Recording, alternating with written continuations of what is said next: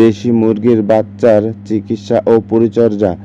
বাচ্চা ফোটার প্রথম দিন কোনো খাবার দেওয়া প্রয়োজন নেই।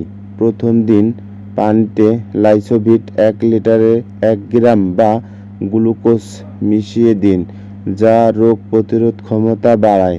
1 থেকে 7 দিন পানিতে এডি বা অন্যান্য ভিটামিন ও মিনারেল মিক্সচার মিশিয়ে 2 থেকে 5 দিন খাওয়ালে বাচ্চার দুর্বলতা দূর হয়।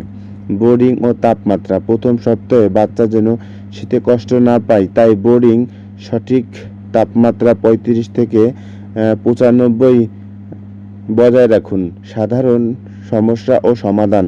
বাচ্চা ঝিমালে পানিবাহিত রোগের কারণে এমন হতে পারে। সেক্ষেত্রে দ্রুত ভালো মানের এনার্জি বুস্টার বা চিকিৎসকের পরামর্শে অ্যান্টিবায়োটিক ব্যবহার করবেন। পায়খানার সমস্যা।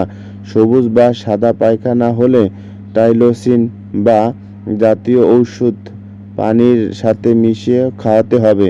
ঘাড় বাঁকা, পা শুকানো, এই সমস্যাগুলো দূর করতে ভিটামিন ই এবং সেলেনিয়াম সমৃদ্ধ খাবার দেওয়া প্রয়োজন। ভ্যাকসিনের তালিকা।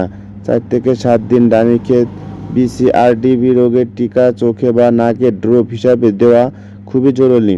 10 থেকে 12 দিন গাম্বুরা রোগের প্রথম ডোজ, 20 থেকে 22 দিন গাম্বুরা রোগের দ্বিতীয় ডোজ।